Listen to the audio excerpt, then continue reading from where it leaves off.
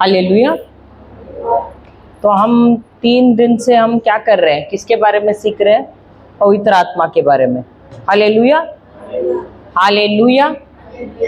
तो पवित्र आत्मा हमारे जीवन में बहुत ही महत्व रखता है, क्योंकि हमने सीखा है कि प्रभु यीशु के जीवन में भी पवित्र आत्मा का बहुत ही बड़ा योगदान रहा है।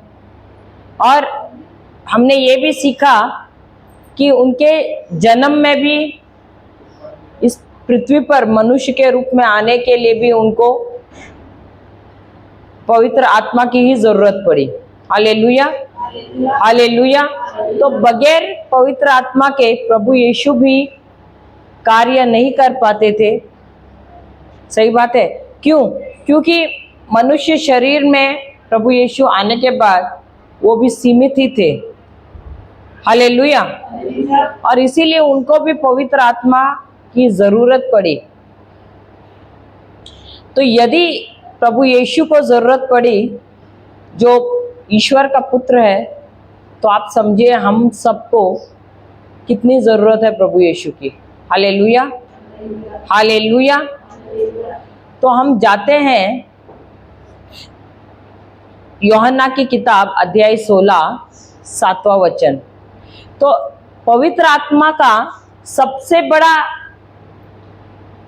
उद्देश्य क्या था, क्या है?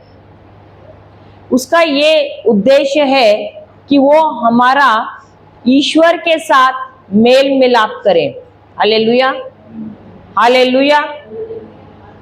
तो हम सब दूर हुए थे ईश्वर से, हम ईश्वर के शत्रु थे, लेकिन पवित्र आत्मा यीशु ने तभी अपनी जान दे दी और यीशु ने हमको ईश्वर के साथ उन्होंने दोबारा वो मेल मिलाप किया, लेकिन वो आत्मा में था। Hallelujah, hallelujah. जो था, लेकिन हम हकीकत में हम ये नहीं जानते थे और इसके वजह से हमको पवित्र आत्मा की जरूरत पड़ी। ये मेल मिलाप जो ईश्वर के साथ करने का ये कार्य था पवित्र आत्मा का। यीशु ने रास्ता खोला, लेकिन ईश्वर पिता परमेश्वर के साथ हमारा मेल मिलाप असल में करने का काम पवित्र आत्मा का था, क्योंकि हमारे अंदर पश्चाताप लाने का काम भी पवित्र आत्मा का ही है। Hallelujah, hallelujah. तो हम जाते हैं यूहन्ना की किताब, किसने निकाला? अध्याय 16 वचन 7 से ले लेना। तो भी मैं तुमसे सच कहता हूँ कि मेरा जाना तुम्हारे लिए अच्छा है, क्योंकि यदि मैं ना जाऊं तो वह सहायक तुम्हारे पास न आएगा, परंतु यदि मैं जाऊंगा तो उसे तुम्हारे पास भेजूंगा। हालेलुया। तो ये जो पवित्र आत्मा है, उसका काम क्या है? उसका काम यह है कि हम जो मनुष्य है वो सिर्फ शारीरिक चीजें या प्राकृतिक चीजें ही देखने की हम क्षमता रखते हैं। हम आध्यात्मिक चीजें नहीं देख सकते हैं, क्योंकि हमारा मन या हम सीमित हैं, क्योंकि हम शरीर में हैं। और इसीलिए पवित्र आत्मा का काम क्या है? जो आध्यात्मिक चीजें हैं उसको हमको प्रकट करना, उसको हमको बताना। Hallelujah, hallelujah. और उसके द्वारा वो हमको सत्य की बात बताता है। हालेलुया, जय यीशु।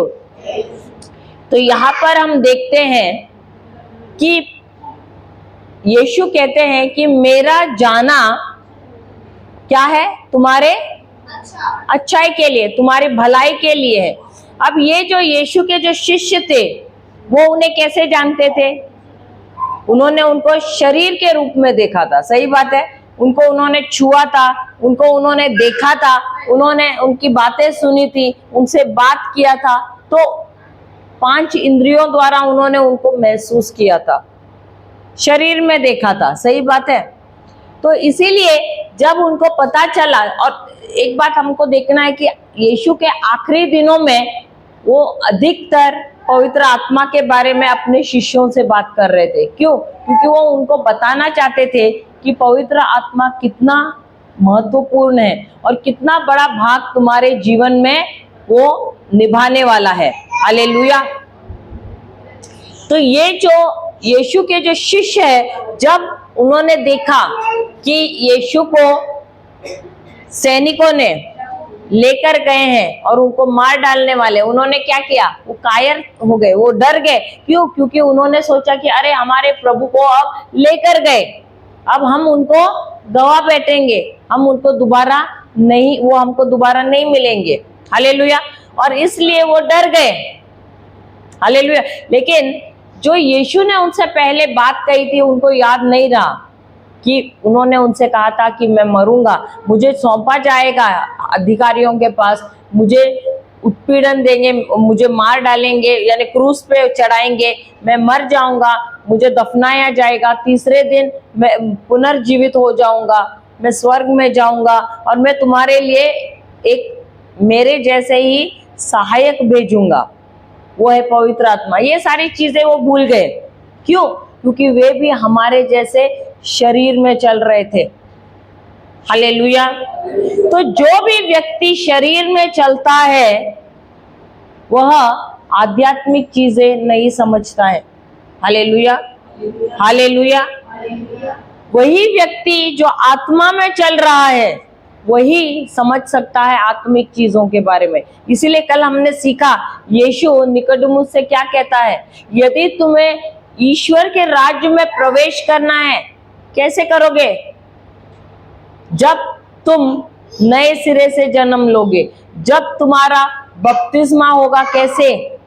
पानी से और आत्मा से। तो तब क्या होगा? तब तुम समझ पाओगे आध्यात्मिक चीजों को। इसीलिए हम देखते हैं ना, लोग कई कई कहां जाते हैं, आपको यहाँ वहां इधर उधर भटकने की जरूरत ही नहीं। लोग ईश्वर को ढूंढ रहे हैं। क्यों? क्योंकि ईश्वर ने वादा दिया है पवित्र आत्मा का, लेकिन लोगों को मालूम नहीं है पवित्र आत्मा के बारे में। इसलिए यहाँ से वहां, वहां से यहाँ, सब जगह पे भटक रहे हैं। हमारे योगेश भाई भी भटके हैं बहुत। सही बात है, आप भटके थे, कश्मीर से कन्याकुमारी तक भटके हैं, लेकिन उनको मिला नहीं। हालेलुया। तो हमको किसी जगह पे नहीं मिलते हैं ईश्वर, लेकिन उनके वचनों को जानने से, जब हम सत्य को जानते हैं, ये सत्य ही हमको मुक्त कर देता है, ये सत्य ही हमको मिलाता है सच्चे ईश्वर से। हालेलुया। हालेलुया। और ये सत्य हम कब जानेंगे? जब हम उस पवित्र आत्मा को अपने जीवन में हम ग्रहण करेंगे। हालेलुया। हालेलुया।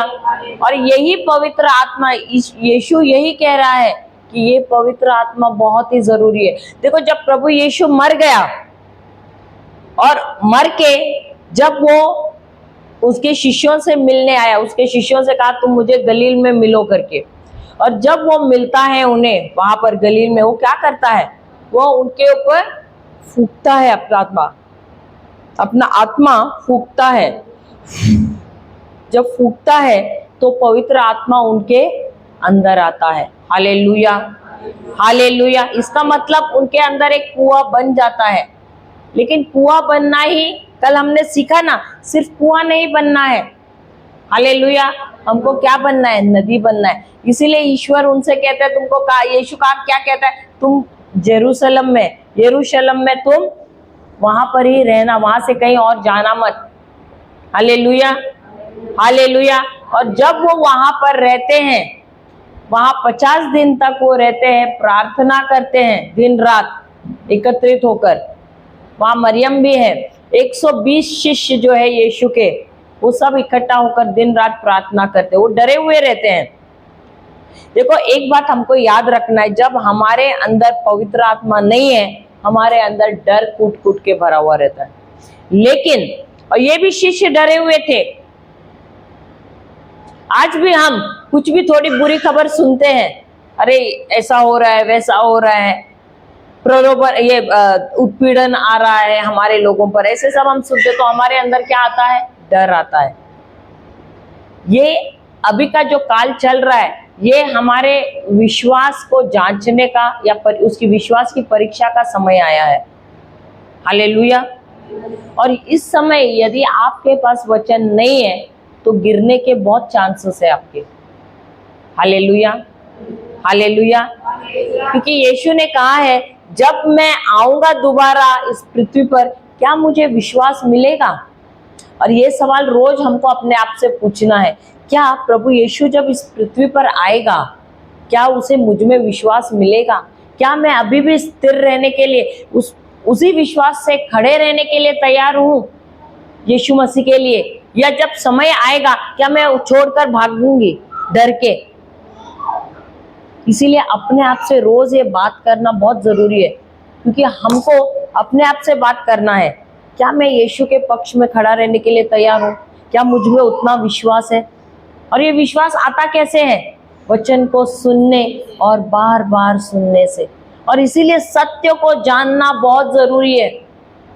और ये सत्य कैसे हम समझेंगे? क्योंकि हम तो बाइबल पढ़ेंगे, लेकिन वो बाइबल के अंदर जो रहस्य है, जो प्रकाशना है, जो सत्य की बात है, वो हमें कौन बताएगा? पवित्र आत्मा। हालेलुया। और इसीलिए वचन को सीखना बहुत जरूरी है, क्योंकि जब तक हम नहीं पढ़ेंगे, नहीं सीखेंगे, पवित्र आत्मा कैसे उसको हमें प्रकट करेगा? उसके अंदर जो रहस्य है उसको कैसे हमको बताएगा? क्योंकि जब तक हमको ये सत्य की बात नहीं पता होगी, हम मुक्त नहीं हो जाएंगे। क्योंकि हमारे जीवन में बचपन से लेकर अब तक, आप ऐसे मत सोचो कि आप आए यीशु में तो आप अभी एकदम मुक्त हो गए, ऐसा नहीं है। क्योंकि झूठ शैतान का अभी भी हमारे जीवन में है, कोई ना कोई क्षेत्र में। और इसकी वजह से वो झूठ का बीज हमारे अंदर होने के, देखो जब बीज होता है, आप देखोगे थोड़ा सा पानी गिरा उस पे, वो क्या होता है? वो बीज अंकुरित होता है। सही बात है। तो वैसे ही शैतान का झूठ कहीं ना कहीं हमारे जीवन में है, और शैतान हर घड़ी मौका देखता है दोबारा उसी झूठ को हमारे जीवन में लाने के लिए, क्योंकि वो नहीं चाहता है कि हम भले हमारा उद्धार हो, लेकिन वो चाहता है कि हम द्वार खोले और उसको अंदर प्रवेश करने का मौका दे, ताकि वो आए और अपना कार्य करके निकल जाए। हालेलुया। तो भले हमारा उद्धार हुआ है, सिर्फ उद्धार तक ही हमारा जीवन नहीं रहना चाहिए। पवित्र आत्मा मिल गया है, लेकिन उसके बाद क्या? उसके बाद हमको हमारा रिश्ता पवित्र आत्मा के साथ गहरा बनाना बहुत जरूरी है, क्योंकि यही पवित्र आत्मा है जो हमको हर घड़ी मार्गदर्शन करता है, हर घड़ी हमको सही जगह पे ले जाता है, सही लोगों से मुलाकात करवाता है। Hallelujah, hallelujah. क्योंकि जाने अनजाने में जब हम अपनी खुद की बुद्धि से चलते हैं, हम गलत कार्य करते हैं या गलत चीजों में फंसने की संभावना होती है। इसीलिए वचन कहता है, नीति वचन 3:5 क्या कहता है? नीति वचन 3:5 क्या कहता है?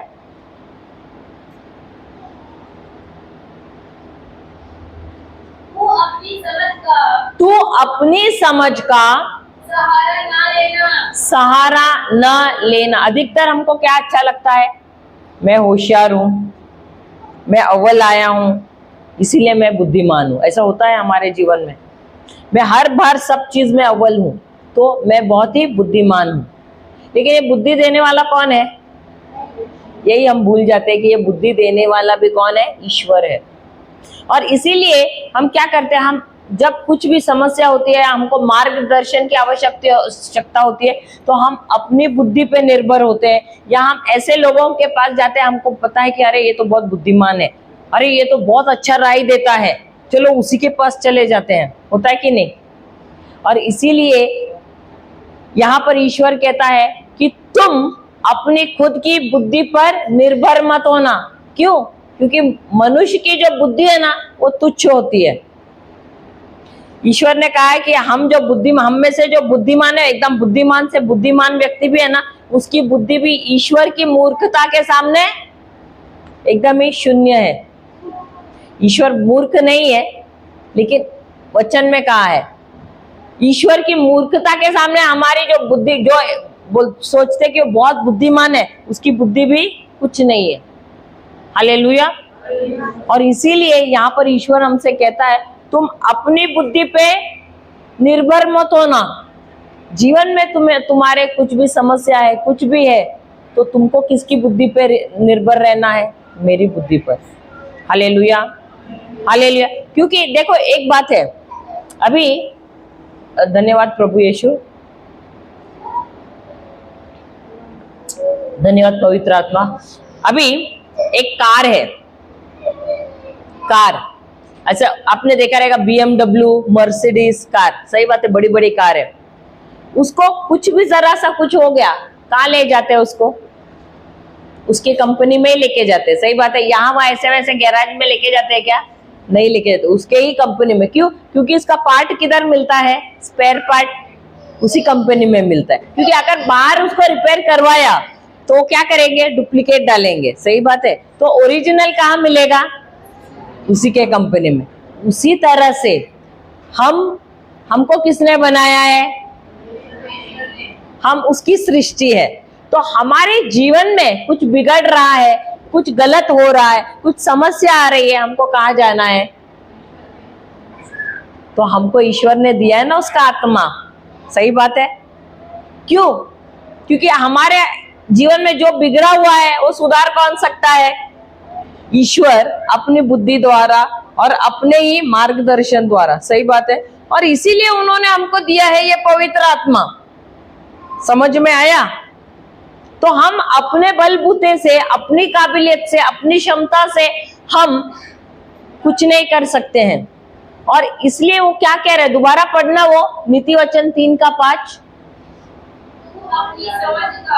तो अपनी समझ का सहारा न लेना, वरन संपूर्ण हृदय से, संपूर्ण हृदय से यहोवा पर भरोसा रखना। किस पर भरोसा रखना है? यहोवा पर भरोसा रखना है। अब ये भरोसा क्या होता है?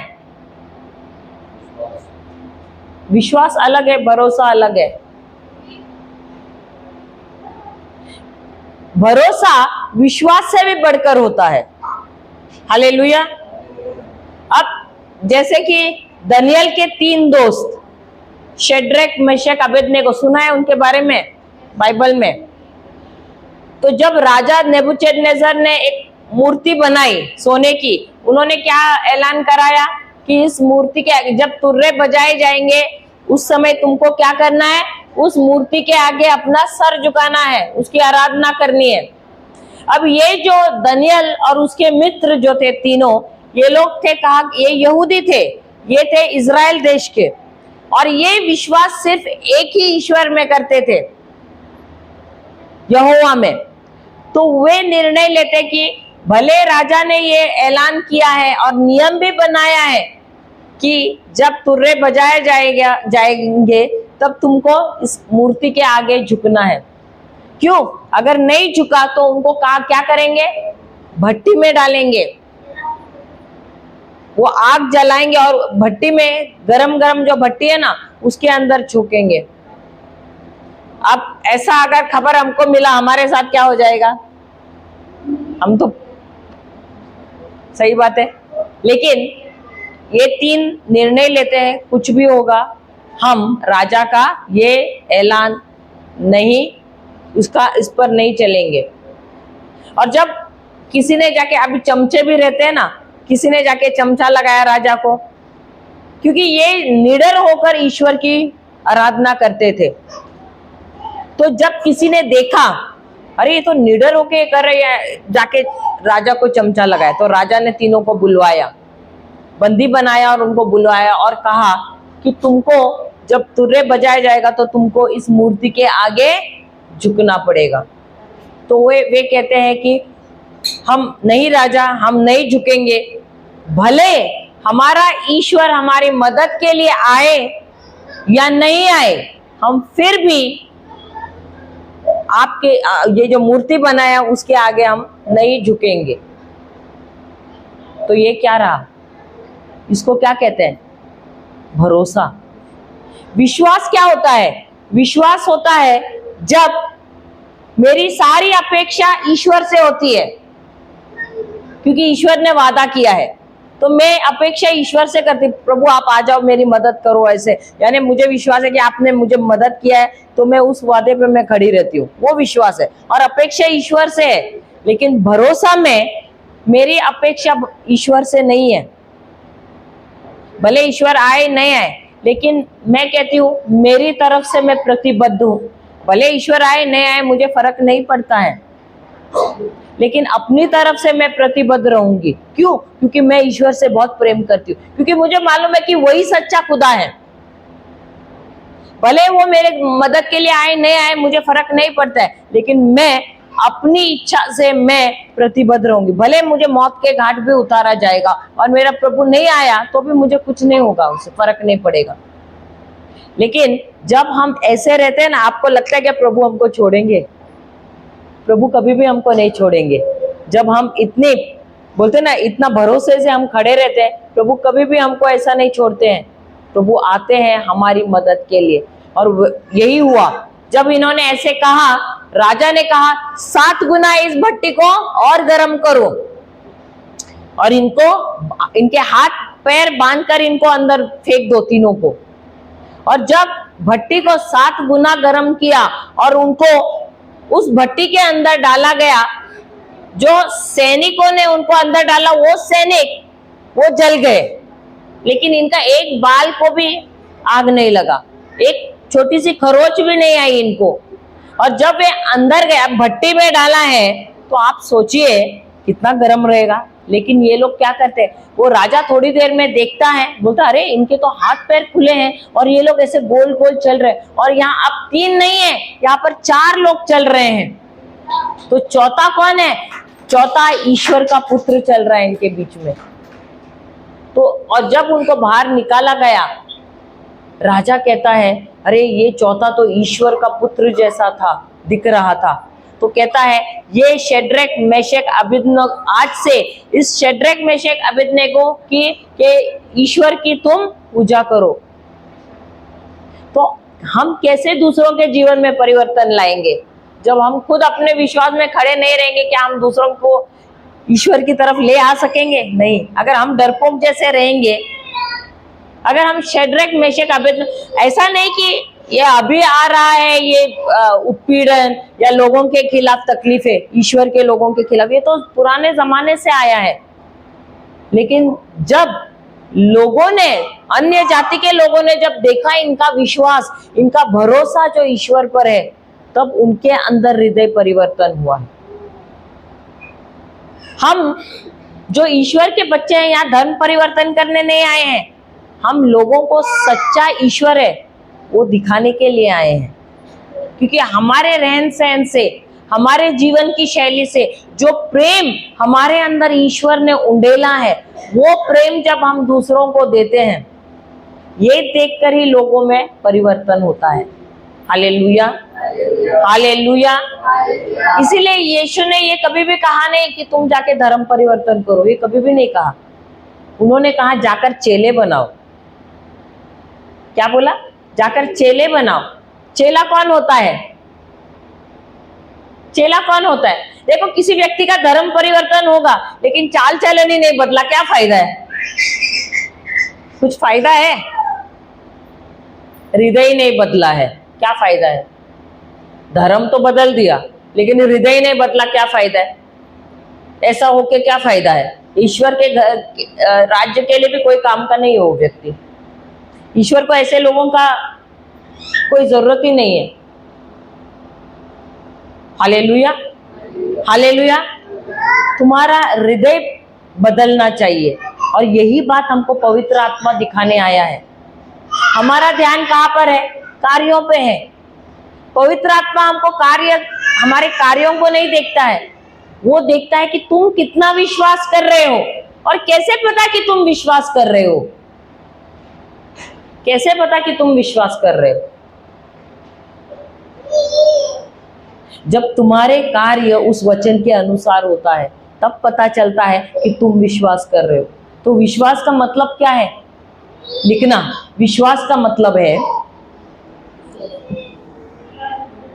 एक्चुअली ना इंग्लिश में विश्वास यानी बिलीव है, हिंदी में सबको विश्वास कहा है इन लोगों ने। विश्वास इंग्लिश में जिसको आता है बिलीव लिखना वहां पर ब्रैकेट में। विश्वास या बिलीव का मतलब है मेरा, जब मुझे विश्वास या बिलीव का मतलब है जब मुझे यकीन, फेथ है, जब मुझे संदेश मिलता है, जब मुझे संदेश मिलता है। अब ये संदेश कहां से? ईश्वर के वचन से। जब मुझे संदेश मिलता है, कोई भी संदेश मिल सकता है, दुनिया से भी मिलता है और वचन से भी। जब मुझे संदेश मिलता है, मेरा कार्य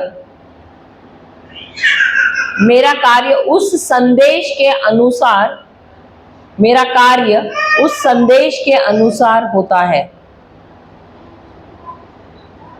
मेरा कार्य उस संदेश के अनुसार होता है। Hallelujah, hallelujah. ये उदाहरण मैंने बहुत बार दिया है, पता नहीं यहाँ दिया है कि नहीं। मेरी जो मुंबई में एक दुकान है, उसके बगल में ही एक छोटा सा होटल था। तो वहां पर एक नेपाली काम करता था, उसका नाम था बोम। हाँ, बम करके था, बोम ऐसे कुछ था उसका। उसको बम बम बम बम ऐसे ही बुलाते थे सब। एक गढ़वाली था और एक नेपाली था। तो एक दिन दोनों भी ट्रेन में जाते हैं, और ट्रेन में जाते तो आप, बम्बई की ट्रेन आपको मालूम है कितनी भीड़ से रहती है, भरी हुई। तो ये जो गढ़वाली रहता है ना, वो बाहर निकल जाता है। उतरना था उनको एक स्टेशन पे, तो उतर जाता है, और वो जो है ना अंदर ही रह जाता है। तो ये चिल्लाता है, ए बम, ए बम, ए बम ऐसे करके। तो बाकी के सब उतर जाते हैं। अब उनको क्या संदेश मिला कि ट्रेन में बम है। तो सब क्या किया? सब उतर गए, दौड़ के बाहर आ गए। Hallelujah, hallelujah. तो विश्वास का मतलब क्या है? जब मुझे कोई संदेश मिलता है, हो सकता है वो डर का हो, शब्द डर का संदेश हो, या हो सकता है विश्वास का संदेश हो, लेकिन जब वो मुझे मिलता है, मेरा कार्य उसके अनुसार होता है। तो उसी से पता चलता है क्या मैंने विश्वास किया है या अविश्वास किया है। हालेलुया। जब मैंने उस वचन के अनुसार कार्य नहीं किया है जो ईश्वर का है, इसका मतलब है मैंने अविश्वास में कार्य किया है। Hallelujah, hallelujah. तो यहाँ पर ईश्वर हमसे क्या कहता है? हमको अपनी बुद्धि या अपनी समझ से काम नहीं लेना है। हमको किसके समझ से लेना है? यहोवा की। Hallelujah, hallelujah. और इसीलिए जब यूहन्ना की किताब में जब हम पढ़ते हैं अध्याय 16 वचन 7 में, यीशु कहते हैं कि मेरा इस पृथ्वी पर रहना फायदेमंद नहीं है। क्यों? क्योंकि मैं सीमित था। ईश्वर जो इस पृथ्वी पर जब था वो सीमित था। क्यों? क्योंकि जो पवित्र आत्मा जो ईश्वर के शरीर में था वो अधिक कार्य नहीं कर पाता था, क्योंकि वो कैद था उस शरीर में। हालेलुया। अब जो भी आत्मा शरीर में कैद होती है वो अधिक कार्य नहीं कर पाती है। हालेलुया। लेकिन यीशु ने कहा कि जब मैं यहां से जाऊंगा, मैं मर जाऊंगा और यहां से निकल जाऊंगा, तब मेरे जैसा ही हूबहू मेरे जैसा, लेकिन मैं तो शरीर में हूं, लेकिन एक ऐसे व्यक्ति को भेजूंगा जो मेरे जैसा ही रहेगा, लेकिन वो शरीर में नहीं रहेगा, वो आत्मा में रहेगा मेरे जैसा, और वो तुम्हारे साथ हर घड़ी रहेगा, 24 घंटे रहेगा, हर घड़ी रहेगा। हालेलुया। वो कभी भी तुम्हें छोड़ के नहीं जाएगा। हालेलुया। तो तुम्हारे संग संग रहेगा। Hallelujah, hallelujah. और इसीलिए वो हमसे कहता है कि तुमको, तुम्हारे लिए मेरा यहां रहना फायदेमंद नहीं है। क्यों? क्योंकि अगर मैं पेत्रस के घर पे जाऊंगा तो यूहन्ना नाराज होगा, अरे मेरे घर पे नहीं आया। होता है कि नहीं? हम भी जब अपने रिश्तेदारों के घर पे, एक के घर पे जाएंगे, दूसरा बोलता है अरे मेरे घर पे। अरे भाई, कितने जनों के घर पे हम जा सकते हैं? एक साथ नहीं जा सकते। तो वैसा ही यीशु कहता है, मैं शरीर में हूं तब मैं सीमित हूं, मर्यादित हूं। तो एक के घर पे जाऊं तो दूसरे के घर पे नहीं जा सकता, और इसकी वजह से नाराज हो जाते हैं व्यक्ति। लेकिन जब मैं शरीर त्याग दूंगा, और जब आत्मा में जब मैं यहाँ पर आऊंगा तुम्हारे अंदर, तो मैं असीमित रहूंगा। क्यों? क्योंकि एक ही साथ मैं सबके शरीर में वास कर सकता हूँ। हालेलुया। ये अच्छी बात है कि नहीं? तो ईश्वर के लिए तालियां बजाएं। क्योंकि वचन कहता है, यूहन्ना की किताब अध्याय 3 16 वचन में क्या कहता है? देखिए,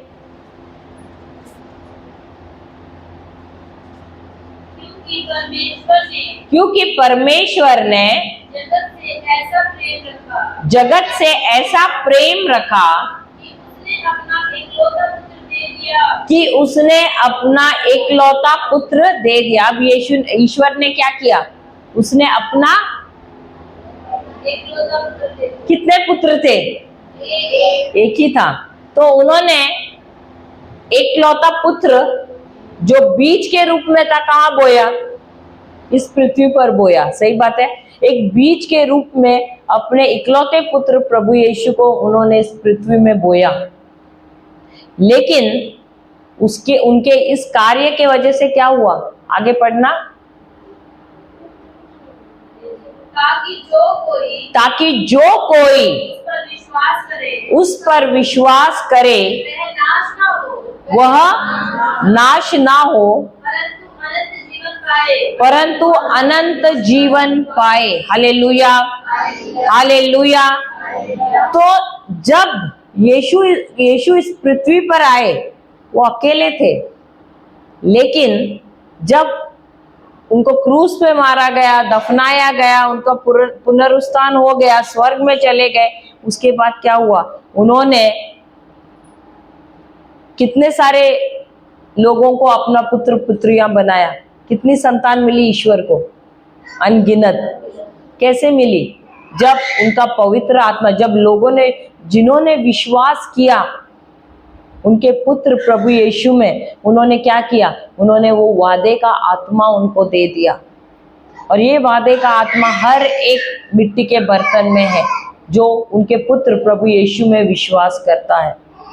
तो पिता ने एक बीज बोया, लेकिन फसल कितनी मिली? अनगिनत मिली कि नहीं? अनगिनत मिली कि नहीं? तो क्या हमारा पिता परमेश्वर एक व्यावसायिक है कि नहीं? एक किसान है कि नहीं? वो भी हमको सिखाता है कि जब तक एक बीज नहीं बोया जाएगा, क्या हमको कुछ मिलेगा? फसल मिलेगा?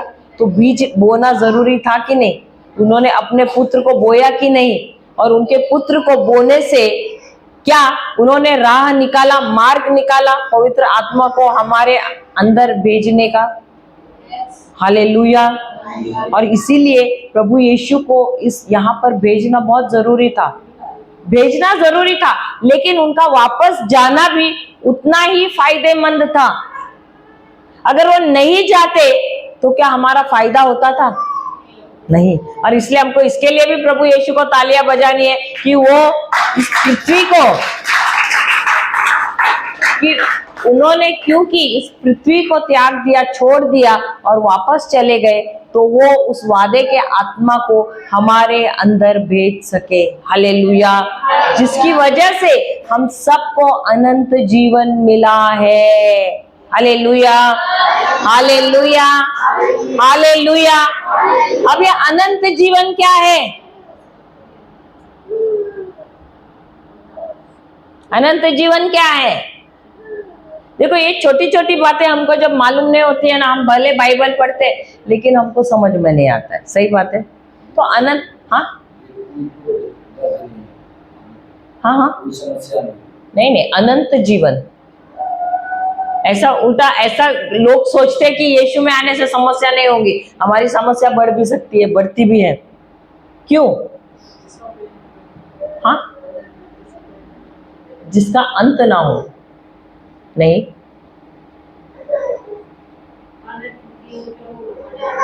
हाँ, प्रभु में बना रहना। नहीं, और कैसे बने रहोगे? नहीं, वो तो फिर आप दोबारा नियम में हो गए ना। हम प्रभु की आज्ञाओं का पालन कब करते हैं? अपने बलबूते से। वो भी होता है ना, अपने बलबूते से करने की कोशिश करते हैं। लेकिन अनंत जीवन कब मिलता है? यूहन्ना की किताब अध्याय 17 वचन 3 क्या कहता है? देखो, यीशु ने खुद बताया है अनंत जीवन क्या है।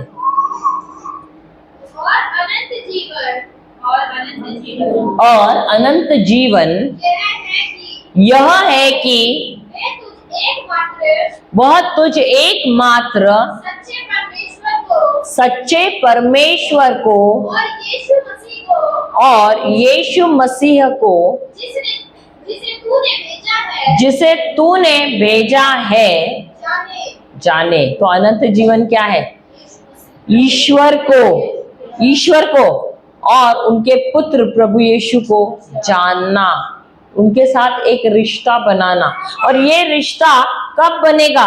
जब तक पवित्र आत्मा पर हम विश्वास नहीं करते हैं, हम जब यीशु के कार्यों में विश्वास नहीं करते, जिसके द्वारा हम पवित्र आत्मा को ग्रहण करते हैं।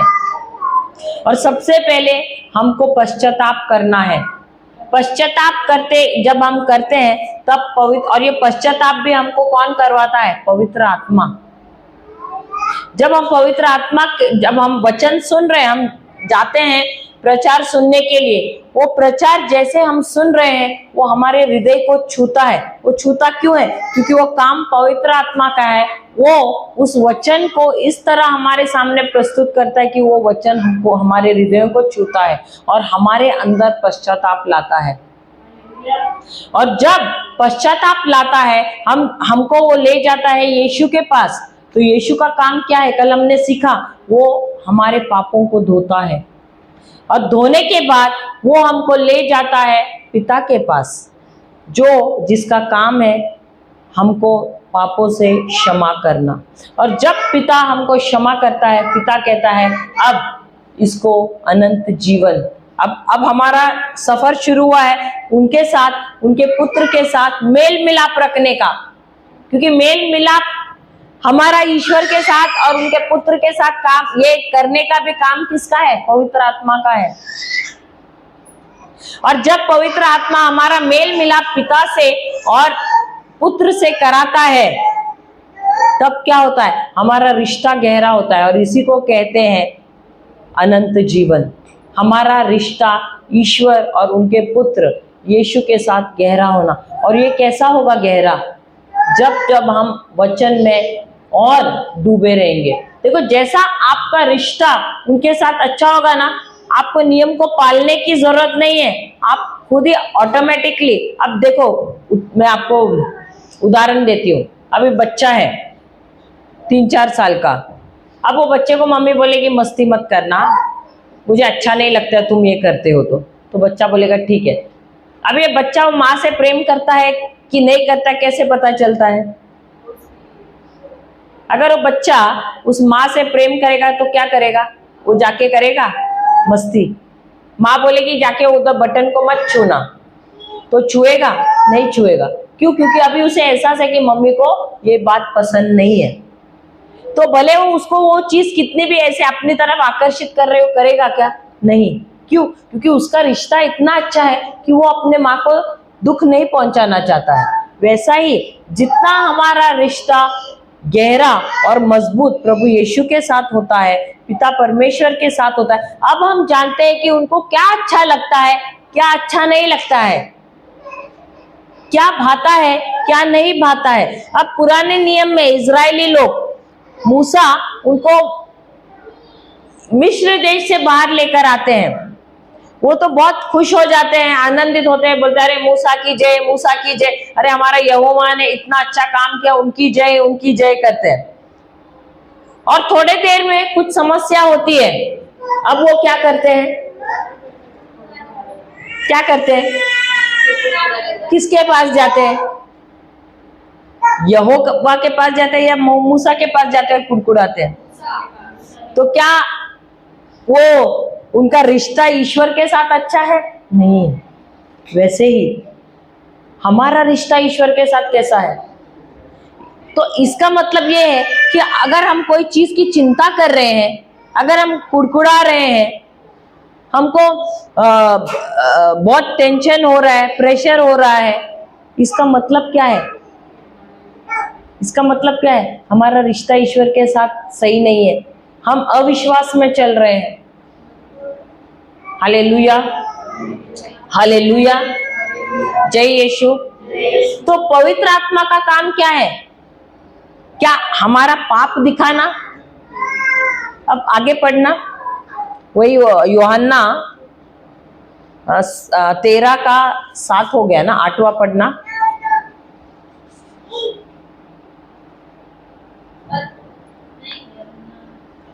7 से ही दोबारा पढ़ना, 16 का 7।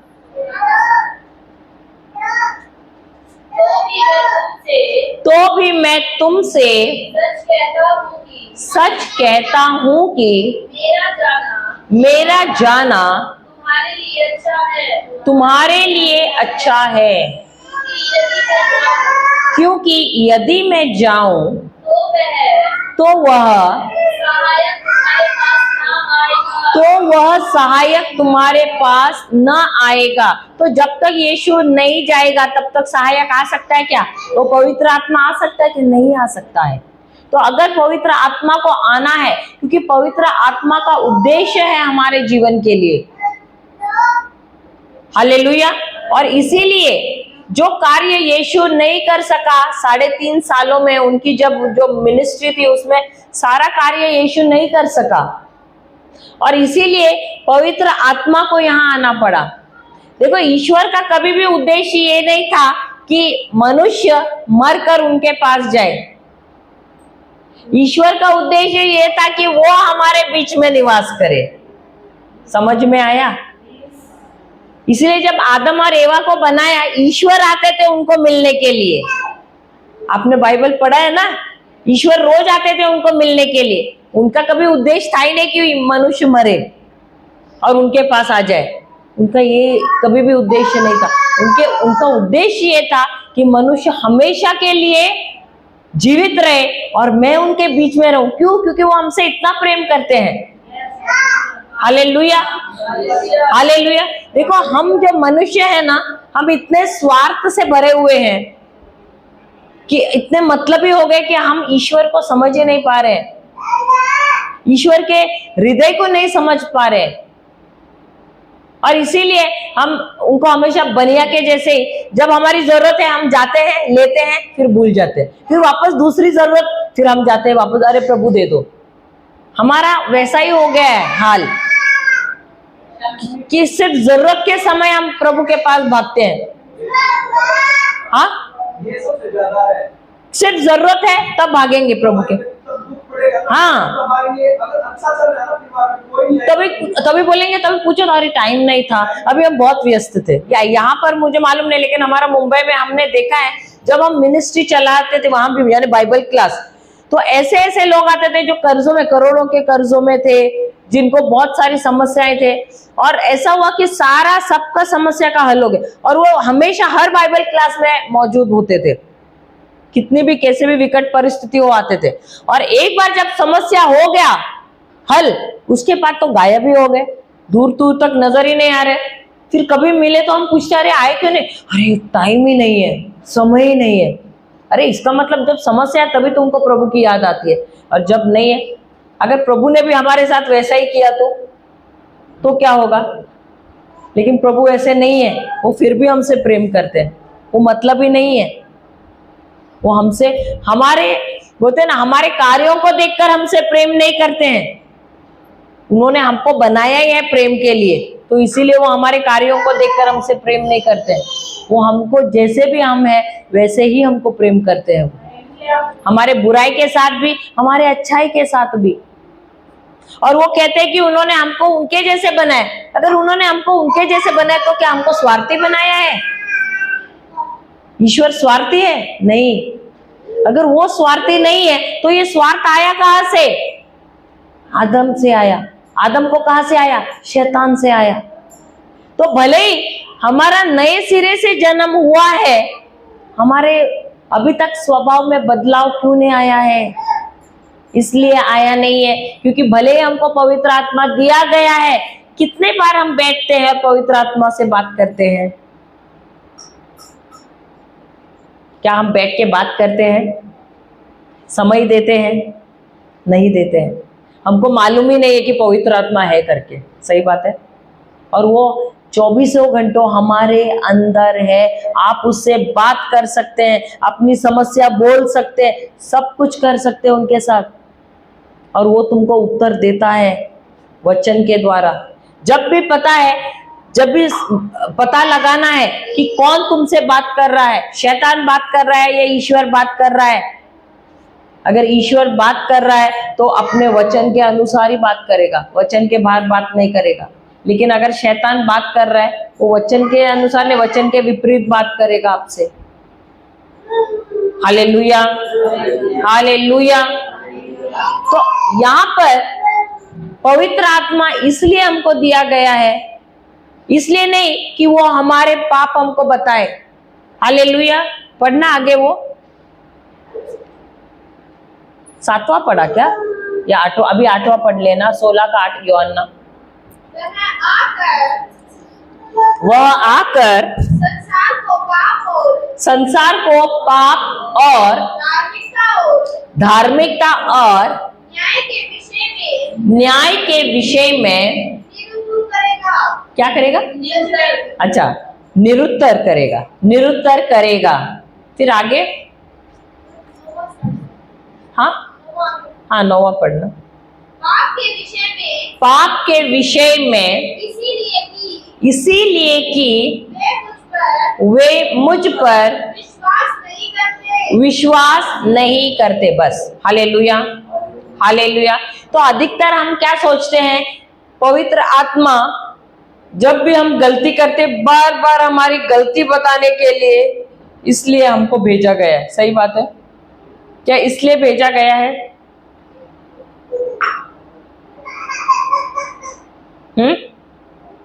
इसलिए भेजा गया है? नहीं। वो हमको ये बताना चाहता है कि हम अविश्वास में चल रहे हैं। वो हमारी गलती बार बार नहीं बताता, अरे तुमने झूठ बोला, तुमने चोरी की, तुमने ये किया, ऐसा नहीं बताता है। वो तुमको वचन बताता है और वचन के द्वारा तुमको कहता है कि तुम यहाँ पर अविश्वास में चल रहे। क्यों? क्योंकि जब भी कोई व्यक्ति गलत काम कर रहा है, क्यों करता है? जब उसके अंदर अविश्वास होता है। ये बात हमेशा याद रखना। कोई भी व्यक्ति गलत काम क्यों करता है? क्योंकि उसके पास सत्य नहीं है और इसीलिए वो अविश्वास में चल रहा है। Hallelujah, hallelujah. तो पवित्र आत्मा का काम ये नहीं है कि वो तुम्हारे अंदर दोष भाव लाए। अगर तुमने कुछ गलत किया है और तुम्हारे अंदर दोष भाव आ रहा है तो वो पवित्र आत्मा से नहीं है। अगर तुम्हें ऐसा लग रहा है कि कोई ऐसे विचार आते हैं ना, अगर कुछ गलत किया, कभी आप लोगों को आया है गलत काम किया, अंदर से ही ऐसे लगता है, निंदा जैसे लग रहा है, ऐसा लगा, बार बार ऐसे लग रहा है कि कोई निंदा कर रहा है मेरी, ऐसा लग रहा है, दोष भाव आ रहा है, तो वो यीशु से नहीं है, वो पवित्र आत्मा से नहीं है। क्योंकि रोमियो की किताब अध्याय 8 वचन पहला क्या कहता है? देखिए, रोमियो की किताब अध्याय 8 वचन 1 क्या कहता है? वो अब जो मसीह यीशु में है उन पर दंड की आज्ञा नहीं, क्योंकि वे शरीर के अनुसार नहीं वरन आत्मा के अनुसार चलते हैं। तो जो भी आत्मा के अनुसार चलते हैं, आत्मा के चलाए चलते हैं, उनको कभी भी दंड या निंदा का भाव कभी भी नहीं आएगा। Hallelujah, hallelujah. तो पवित्र आत्मा हमको इसलिए नहीं दिया गया कि आपने अगर कोई गलत किया तो बार बार अरे अरे तुमने ये, अरे नेहा तुमने ये किया है, अरे जानवी तुमने वो किया, ऐसा बोलने के लिए नहीं। वो हमको इसलिए दिया गया है क्योंकि वचन जो कहता है वो वचन हमको दिखाता है, और वो वचन दिखाकर वचन के द्वारा ही हमसे बात करेगा। हालेलुया। तो जब भी आप देखो, कभी भी कोई व्यक्ति बुरा काम कर रहा है, आप उसे ऐसे जाके सुधारो, वो नहीं सुनेगा तुम्हारी बात। लेकिन वचन इस्तेमाल करो और वचन के साथ बोलो तुम, वो सुनेगा। क्यों? क्योंकि वचन ही सत्य है। हालेलुया। उस वचन में सत्य है, और पवित्र आत्मा का काम भी वही है कि हमको सत्य दिखाना। वो हमको हमारी गलती नहीं दिखाता है, वो हमको सत्य दिखाता है कि देखो ये सत्य है। और जब हमको पता चलता है ये सत्य है, खुद ही को एहसास होता है जो मैं कर रही हूँ गलत है। सही बात है। अभी समझो उदाहरण, ये भाई गलत कर रहे, हाँ उदाहरण, शराब पी रहे, तो मैं आपको आके वचन दिखाती हूँ, देखो भाई ये वचन कहता है, पहला कुरिन्थियों अध्याय 3 16 वचन, कि तुम्हारा शरीर जो है पवित्र आत्मा का मंदिर है, और इस शरीर पर तुमको अधिकार नहीं है। क्यों? क्योंकि ये आत्मा का, पवित्र आत्मा का मंदिर है, जिसके अंदर पवित्र आत्मा वास करता है, और तुम्हें इस शरीर को नाश करने का कोई अधिकार नहीं है। अब जब मैंने ऐसे कहा, अभी आप सोचने पे निर्भर हो, विवश हो जाओगे कि नहीं, कि अरे ये शरीर मैंने तो नहीं बनाया है, ये शरीर ईश्वर ने बनाया है। क्या इस शरीर को बनाने में आपने मेहनत लगाई है? थोड़ी भी मेहनत नहीं लगाई है। तो बनाने वाला, ये आंखों को आपने बनाया है, नाक को आपने बनाया, कान को आपने बनाया, मुंह को आपने बनाया। आपके शरीर का कोई हिस्सा आपने बनाया, आपके माता पिता ने भी नहीं बनाया है। दोनों ने सिर्फ क्या किया, एक ने बीज दिया, एक ने अंडा दिया। और जब माँ का गर्भ धारण हुआ, अगर उसको नहीं भी चाहिए था और उसने बोला बच्चे को, अरे तू रुक जा, अभी 6 महीना बढ़ना मत, क्योंकि मैं अभी इस हालत में नहीं हूं कि मैं तुझे जन्म दूं, तो क्या बच्चा स्थिर हो जाएगा अंदर, उसका बढ़ना बंद हो जाएगा? नहीं। जो कार्य शुरू हुआ है वो ईश्वर का काम है, उसको आगे तक लेके जाना। तो भले हमको नहीं चाहिए वो बच्चा तो बढ़ेगा ही। तो माँ टेंशन लेगी क्या, अरे अगर कोई माँ है, अरे पता नहीं बच्चे की आंख रहेगी कि नहीं, कैसी आंख आएगी पता नहीं, बच्चा टेढ़ा होगा क्या, ये सब सोचेंगे तो क्या वो बोलती है वैसा होगा क्या, वो सोचती वैसा होगा क्या? नहीं, जैसा जैसा उसके शरीर में जो होना है वो ईश्वर बना के भेजता है।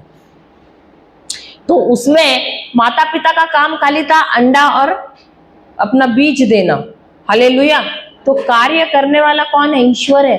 तो इस शरीर पे हमको अधिकार है क्या? इस जीवन को भी खत्म करने का हमारे पास अधिकार है क्या? नहीं है।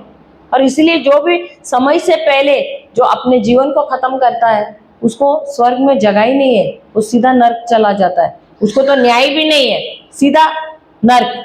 क्यों? क्योंकि उसको अधिकार नहीं है उस जीवन पर। उस जीवन पे अधिकार किसका है? ईश्वर का है। Hallelujah, hallelujah. तो ये जो शरीर है, ये अगर पवित्र आत्मा का मंदिर है, तो पवित्र आत्मा इसके अंदर जो गंदगी, जब वो अगर भाई को, अभी मैंने उदाहरण दिया कि उनको शराब की लत है, तो जब वो अपने आप को सौंप देता है पवित्र आत्मा के हाथ में, जब उसे पश्चाताप होता है, पवित्र आत्मा पश्चाताप लाता है, तो जब वो पश्चाताप करता है पवित्र आत्मा और बोलता है पवित्र आत्मा, मैं पीना तो नहीं चाहता हूं, लेकिन ये शराब ही मुझे इस लत में डुबा रही है, मुझे नहीं पीना है, तो मेरी मदद कीजिए, मेरी सहायता कीजिए कि मैं इस लत से छुटकारा पाऊं। तो अब किसका काम है? आपको छुटकारा दिलाना, पवित्र आत्मा का। लेकिन क्या आप तैयार हैं उस पर निर्भर होने के लिए? आप तैयार हैं अपने जीवन को उसको सौंपने के लिए, उनको सौंपने के लिए? आपकी तैयारी होनी चाहिए। और जितना आप नम्र हो जाते हो, जितना आप उन पर निर्भर हो जाते हो, आप देखोगे कि पवित्र आत्मा आपकी मदद करेगा। और आप शराब को छोड़ने की कोशिश नहीं करेंगे, लेकिन वो शराब ही आपको छोड़ के दूर चला जाएगा। Hallelujah, hallelujah. लेकिन जो उसमें फंसा है, उसकी तैयारी होनी चाहिए कि जब उसको सत्य मिला है, वो सत्य उससे बार बार बात करेगा पवित्र आत्मा के द्वारा।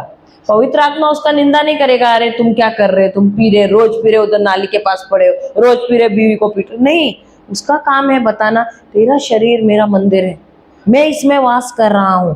बस यही बोलेगा, वचन ही बोलेगा। और जब ये व्यक्ति उस पर मनन चिंतन करेगा, जो सत्य है उसके अंदर, वही सत्य उसको मुक्त करेगा।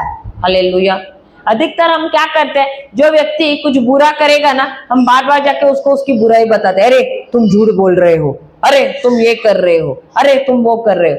लेकिन हमारे ये बोलने से क्या वो व्यक्ति वो सुधरता है या बिगड़ जाता है? और बिगड़ जाए। आप देखोगे वो और बिगड़ेगा। और वो बोलते हैं ना, और बहुत ही स्टबन को क्या बोलते हैं, और अड़ियल हो जाएगा। हाँ, और अड़ियल होएगा, और वो जाके और बुरा करेगा। लेकिन जब वचन दिखाकर, वचन के अनुसार, जब उसको वचन सिर्फ दिखाना है, देखो ये वचन ये कहता है,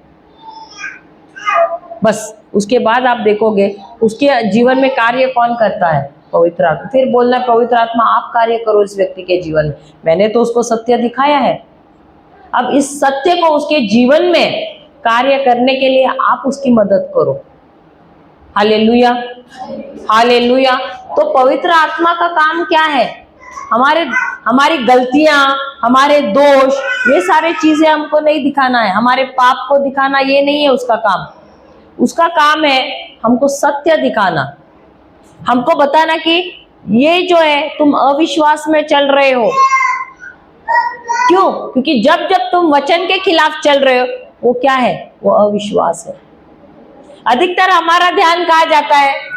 अगर किसी ने हमको कुछ बुरा बोला, हमारा ध्यान कहाँ रहता है? उसी पर रहता है। सही बात है। लेकिन हमारा ध्यान वहां रखना है या वचन पे रखना है? हम किस पे ध्यान रखते हैं? फल पे रखते हैं या जड़ पे रखते हैं? जड़ तो वचन है, लेकिन हम ध्यान किस पे रखते हैं? फल पे रखते हैं। सही बात है। और इसीलिए क्या होता है हमारे जीवन में?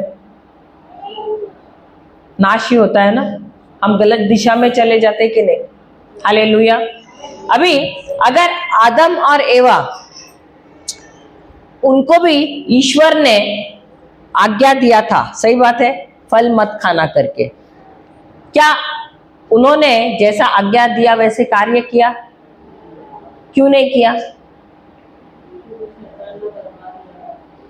हाँ, शैतान ने भरमा दिया, लेकिन उनके पास शब्द दोनों के थे। सही बात है। तो उन्होंने किसके शब्दों में ज्यादा विश्वास किया? ईश्वर के या शैतान के? तो जिसके शब्दों में उन्होंने ज्यादा विश्वास किया, इसके वजह से क्या हुआ उनके जीवन में?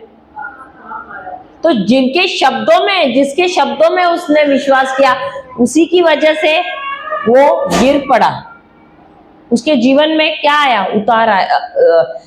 उतार आया। सही बात है। Hallelujah, hallelujah. हम सोचते हैं उसने आज्ञा का पालन नहीं किया, इसके वजह से वो ईश्वर की योजना से बाहर आया। उसका पाप का कारण क्या था? अविश्वास था। तो पाप का जड़ क्या था? अविश्वास। हालेलुया। तो हर एक व्यक्ति इस दुनिया में जो पाप करता है, उसका जड़ क्या है? अविश्वास है। और वही यीशु बोलते हैं, आज भी पाप क्या है? आज भी पाप अविश्वास है। किसी का जाके खून करना, किसी को जाके बैंक लूटना, किसी के बारे में बुरा भला बोलना, ये पाप नहीं है। हम ये कार्य जो है ना, हम सोचते हैं ये कार्य जो करते हैं वो पाप है। हमने उस दिन भी सीखा, कार्य पाप नहीं होता है। कार्य पाप नहीं होता। एक्शन जो बोलते हैं ना, कार्य या काम, वो पाप नहीं है। पाप क्या है? अविश्वास है। जो ईश्वर ने हमको वादा दिया है, जो कहा है, उसके खिलाफ जब हम कार्य करते हैं, इसका मतलब है हमने अविश्वास किया उनके वचन पर। Hallelujah, hallelujah. लेकिन अधिकतर हमारा ध्यान कहाँ रहता है? लोगों के कार्यों पर, और हम बोलते हैं अरे उसने देखो कितना पाप किया। इसलिए पाप और पापों में, दोनों में अंतर है। पाप क्या है? वो शक्ति है जो हमको ईश्वर के खिलाफ बगावत कराती है। ये मैंने दिया है तुम लोगों को पहले भी, परसों। हालेलुया। और पापों का मतलब क्या है? पापों का मतलब है कि कार्य करना। हालेलुया।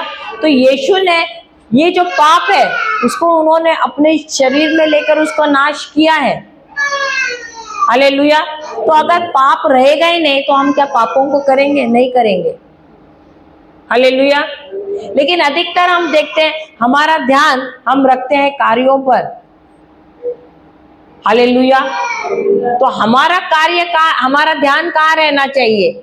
वचन पे चलने का। जो संदेश मुझे मिला है, जो वचन मुझे मिला है, उसके अनुसार कार्य करने का। तो क्या मेरे पास वचन है ईश्वर का?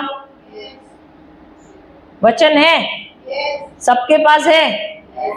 हालेलुया। है तो बहुत अच्छी बात है। तो यहाँ पर हमको जो पवित्र आत्मा दिया है वो हमारी मदद कैसे करता है? जब हम गलत दिशा में जा रहे हैं तब वो हमको बताता है वचन के द्वारा। ये देखो, ये है वचन, और ये वचन में क्या है? सत्य है ईश्वर का। हालेलुया।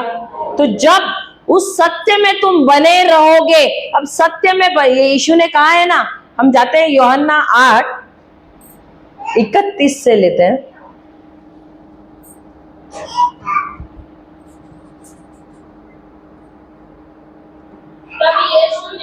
तब यीशु ने यहूदियों से जिन्होंने उस पर विश्वास किया था कहा, यदि तुम मेरे वचन में बने रहोगे तो सचमुच मेरे चेले ठहरोगे। बस, यदि तुम मेरे वचन में, तो बने रहने का मतलब क्या है? एक ही दिन, संडे टू संडे, क्रिसमस को, ईस्टर को, साल में एक बार। हाँ, बने रहने का मतलब क्या है? बने रहने का मतलब क्या है? बने रहने का मतलब क्या है? रोज या हर घड़ी, निरंतर। निरंतर जब तुम बने रहोगे, निरंतर का मतलब क्या? तुमको जुड़े रहना है सत्य के साथ, उससे जुदा नहीं होना है, जुड़े रहना है। अगर तुम जुड़े नहीं रहोगे, क्या तुम बने रहोगे? नहीं।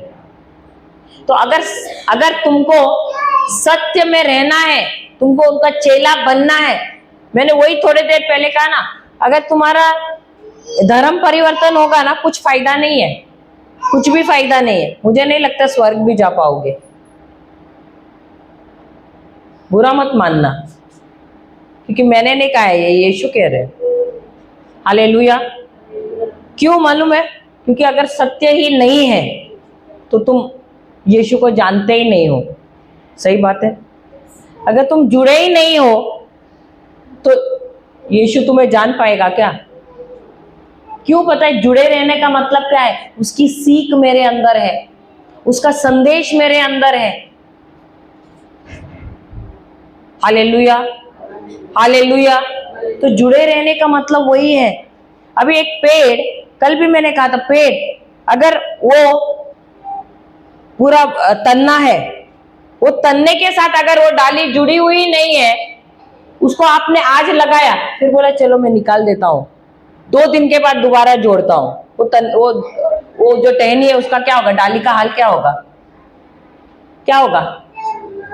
सूख जाएगा, मुरझाएगा, सूख जाएगा। फिर उसको जोड़ने के बाद कुछ होने वाला है क्या? 2 दिन आपने निकाल के रखा तो कुछ होगा?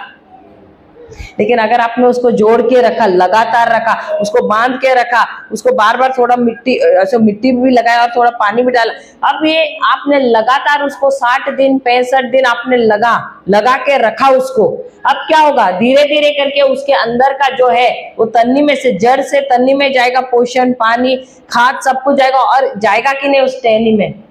इसका मतलब है वो जो डाली है वो लगातार जुड़ी हुई है उसके साथ और इसलिए उसको पोषण मिल रहा है। उसी प्रकार यहाँ यीशु क्या कह रहा है, अगर तुम लगातार बने नहीं रहोगे पोषण मिलेगा, भोजन मिलेगा। अभी आपको मैं दो व्यक्ति दिखाती हूँ, एक बहुत मोटा व्यक्ति है और एक ऐसा पतला सा है। तो वो मोटा बोलेगा अरे पता है मैंने 40 दिन का उपवास रखा है, और दूसरा बोलेगा अरे मैंने उपवास नहीं रखा। आप किस पे विश्वास रखोगे? दोनों ने अच्छा ठीक है, दोनों ने कहा हमने उपवास रखा है, मोटा वाला भी है और पतला वाला भी है। आप किस पे ज्यादा 40 दिन का उपवास रखा है, अभी आप किस पे ज्यादा विश्वास रखोगे, मोटे पे या पतले पे? क्यों पतले पे? क्योंकि मोटे के शरीर में कुछ परिवर्तन नहीं नजर आ रहा है, वैसा का वैसा ही 40 दिन में। तो विश्वास करोगे क्या? नहीं। क्यों? क्योंकि आप बोलेगे क्या फेंक रहा है, देखने से तो लगता नहीं, वजन कांटे पे खड़ा है तो भी उतना ही आ रहा है, उसका वजन उतना ही है। 100 किलो था तो 100 का यहाँ वहां नहीं हो रहा है, उतना ही है, उल्टा और 1 किलो बढ़ गया है। हो सकता है ऐसे, इसका मतलब उसने बहुत भोजन खाया है। सही बात है।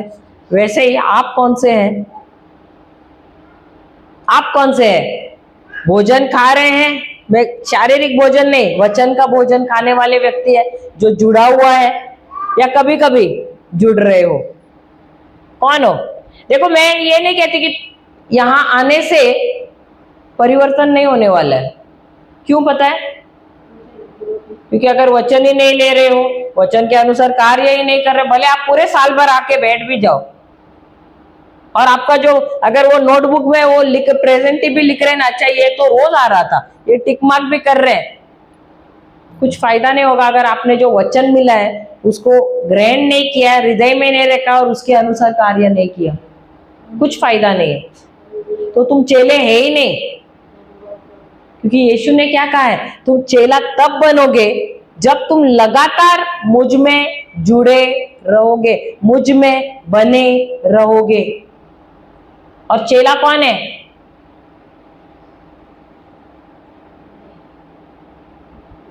चेला कौन होता है? हाँ, चेला कौन है? चेला वो होता है जो अपने गुरु के समान होता है। हमारा गुरु कौन है? यीशु है। यीशु ने क्या अपने पिता का कभी एक शब्द भी अवज्ञा किया था? नहीं। उनके शब्दों के खिलाफ गया? नहीं। हर एक शब्द का पालन किया है। तो हमारा मेरा गुरु अगर वैसा है तो मुझे कैसे बनना है? अगर मैं सच्चा चेला हूं तो मुझे उसके जैसे बनना है। संसार से मुझे कुछ लेन देन रखना ही नहीं है, क्योंकि संसार मेरा घर नहीं चलाता है, संसार मुझे नहीं पालता है, मेरा पालने वाला वही है। हालेलुया। भले मेरे घर पे कोई काम नहीं कर रहा है लेकिन फिर भी मेरा घर चलेगा, क्योंकि मुझे देने वाला वही है, वही मेरा चरवाहा है। तो मुझे संसार को खुश करने की जरूरत नहीं है, अरे वो क्या कहेगा, वो क्या बोलेगा। अगर लोगों के बंधन में रहोगे इसका मतलब तुम यीशु के चेले हो ही नहीं। हालेलुया। और यीशु कहते हैं तुम मेरे चेले तब बने रहोगे तब बनोगे जब तुम मुझ में जुड़े हुए रहोगे। Hallelujah, hallelujah. फिर आगे पढ़ना। तुम सत्य को जानोगे, तुम सत्य को जानोगे और सत्य तुम्हें स्वतंत्र करेगा।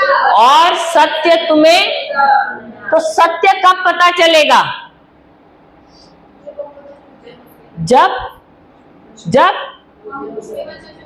जब हम उसके वचन में बने रहेंगे। साल में एक बार, महीने में एक बार, हफ्ते में एक बार आप रहोगे, वचन में कुछ नहीं होने वाला है।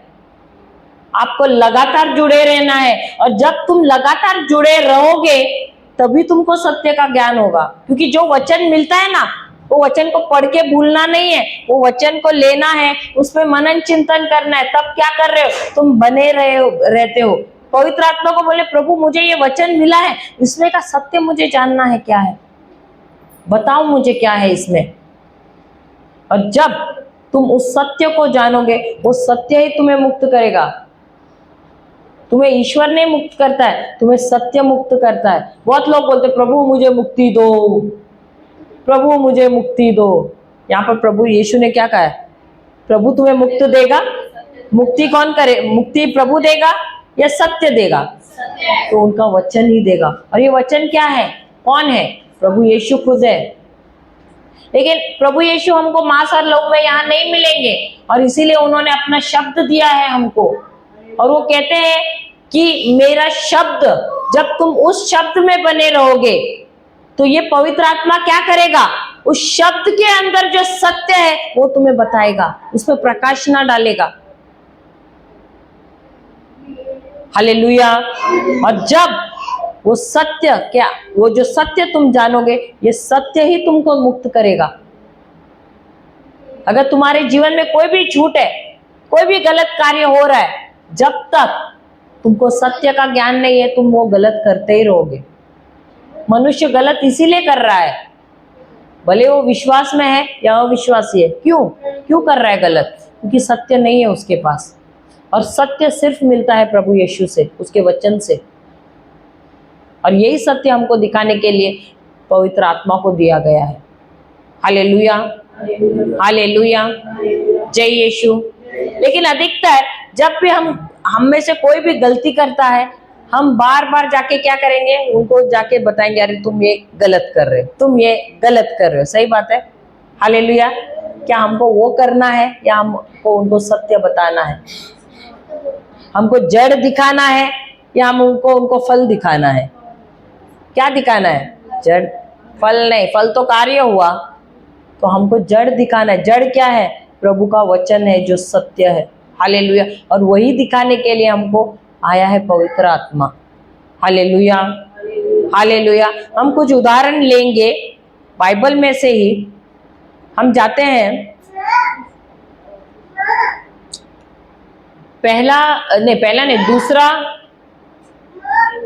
दूसरा सैमुएल 11 अध्याय वचन 1।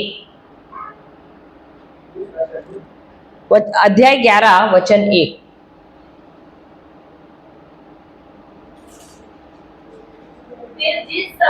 फिर जिस समय राजा लोग युद्ध करने के लिए निकला करते हैं, उस समय अर्थात वर्ष के आरंभ से दाऊद ने योआब को और उसके संग अपने सेवकों को समस्त इजराइलियों को भेजा और उन्होंने अमोनियों का नाश किया। बस। अब राजा दाऊद, क्या वो राजा था? इजराइल का राजा था। और वचन कहता है भले वो राजा था, वो समय कौन सा था? समय था जब सिर्फ सैनिक नहीं परंतु राजा खुद भी युद्ध करने जाते थे। हालेलुया। अब राजा दाऊद, इजरायली लोगों का प्रभु कौन है? ईश्वर है, तो वो उनका राजा है। लेकिन लोगों को राजा चाहिए था, इसलिए दाऊद राजा बन गया। लेकिन फिर भी ईश्वर ने उनको एक नियम दिया था कि इस समय, ये जो समय है, उस समय तुमको जाना है युद्ध लड़ने के लिए। लेकिन क्या है, राजा दाऊद जाता है युद्ध लड़ने के लिए? नहीं जाता है। वो क्यों नहीं जाता है? यहां पर भी उसने ईश्वर के नियम में विश्वास नहीं रखा, बहक गया। हालेलुया। और वो क्या करता है यहाँ पर? वो उसके सैनिकों को भेजता है युद्ध करने के लिए, और वो जीत भी जाते हैं, लेकिन वो खुद जाता नहीं है। तो जब जब हम ईश्वर के नियम के अनुसार, जो वचन दिया है, वादा दिया, उसके अनुसार हम कार्य नहीं करते हैं, क्यों नहीं करते हैं? क्योंकि हम अविश्वास में हैं। और यही नहीं, जब हम ये नहीं करते हैं, हम या तो आलसी रहते हैं या तो अपनी मनमानी करना चाहते हैं। ये क्या कर रहा है दाऊद? वो क्या करता है? मनमानी करता है। वो क्या करता है? आलस करता है, लेटता रहता है अपने खटिया पे, सुस्ताता रहता है। Hallelujah, hallelujah. तो जब जब कोई भी ईश्वर के वचन के अनुसार कार्य नहीं करता है, उस तो क्या करता है, बहक जाता है और वो हमेशा गलत काम में पड़ता है। हालेलुया। यहाँ पर भी हम देखते हैं, भले उसकी सेना ने जीता युद्ध, लेकिन ये खुद प्रलोभन में पड़ जाता है। कैसे? जब वो अपने छत पर टहलता है, वो देखता है एक स्त्री को नहाते हुए और वो उसकी जाल में फंस जाता है। वो उसका आकर्षण होता है उसकी तरफ। वो अपने महल में के किसी व्यक्ति को भेजता है और उसे बुला भेजता है, उसके साथ शारीरिक रिश्ता करता है। और हालांकि वो जो थी वो शादीशुदा स्त्री थी, लेकिन वो इतना आकर्षित होता है। देखो, दाऊद वो था जो ईश्वर से बहुत प्रेम करता था, दीवाना था ईश्वर का, लेकिन जब ईश्वर की उपस्थिति में नहीं रहते हो, उनके नियमों के अनुसार कार्य नहीं करते, जो वचन कहता है उसके अनुसार जब कार्य नहीं करते हो, इसका मतलब है तुमने अविश्वास किया है और फिर तुम्हारा नाश होने का समय आ गया। उसने क्या किया?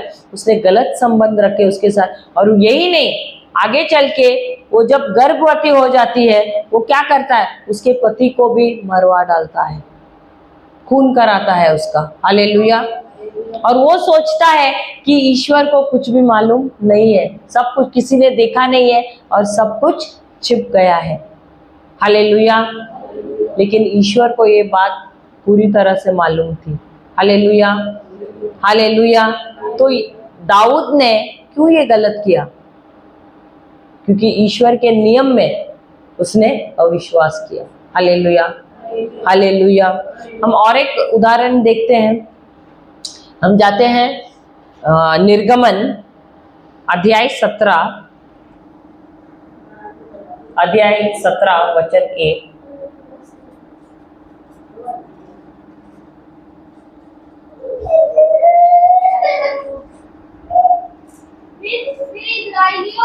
फिर इजराइलियों की मंडली सीन नामक क्या क्या फिर इजराइलियों की फिर इजराइलियों की सारी मंडली सीर नामक जंगल से निकली और यहोवा के आज्ञानुसार कुछ करके रबीदीम में अपने डेरे खड़े किए। फिर और वहां उन लोगों को पीने को पानी न मिला। फिर इसीलिए वे मूसा से वाद विवाद करते कहने लगे, हमें पीने का पानी दे। मूसा ने उनसे कहा, तुम मुझसे क्यों वाद विवाद करते हो? और यहोवा की परीक्षा क्यों करते हो?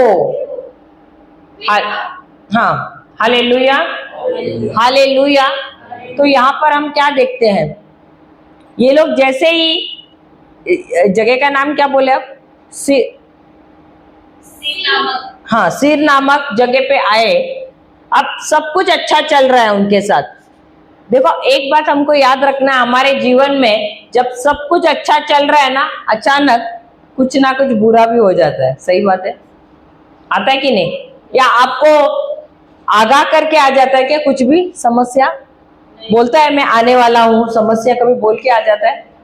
नहीं। वैसे ही ये जो है इजरायली लोग, ये सब आनंदित है, सब कुछ अच्छा चल रहा था और अचानक उन्होंने अपने तंबू वगैरह सब खड़े किए, सब कुछ था और अचानक देखते अरे पानी नहीं है। हालेलुया। अब जब ये समस्या खड़ी होती है, उस समय उनका ध्यान कहाँ पर है? उनका ध्यान कहाँ पर है? उनका ध्यान कहाँ रहना चाहिए? लेकिन उनका ध्यान कहाँ पर है? क्या हमारे जीवन में भी वैसे ही होता है? कोई चीज की घटी है, कुछ भी होता है समस्या, हमारा ध्यान ईश्वर पे जाता है कि अरे कोई इसका सुझाव करेगा क्या? होता है। और जब जब हमारा ध्यान लोगों पे होता है तब तक क्या होता है? चिंता आती है, चिड़चिड़ाहट आता है। ये किसके चिन्ह है? ये किसके चिन्ह है? अविश्वास के। किसके? अविश्वास के। तो ये जो लोग है, ये इनका ध्यान कहाँ पर है? मूसा पर है। लेकिन मूसा का ध्यान कहाँ पर है? लोगों पे है या ईश्वर पर है? परमेश्वर पर है। हालेलुया। तो उसका विश्वास किस पर है? यहोवा पर है। और लोगों का क्या? वो ईश्वर के साथ रिश्ता रखना चाहते हैं? नहीं, वो सिर्फ मतलब का रिश्ता चाहते हैं। अगर कुछ कमी हुआ, कुछ समस्या हुआ, अरे ये है, और वो शिकायत लेकर वहां जाते थे। हालेलुया, हालेलुया, जय यीशु। तो ईश्वर उसे क्या कहता है? देखिए, पढ़िए आगे। फिर वह लोगों को पानी की प्यास लगी।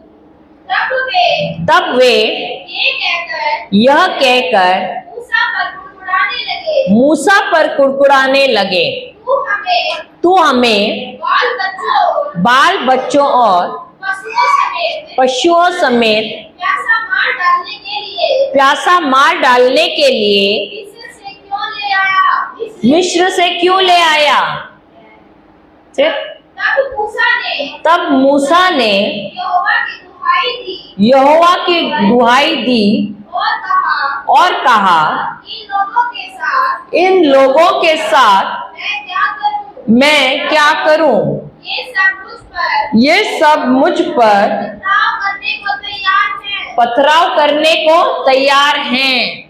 फिर यहोवा ने मूसा से कहा,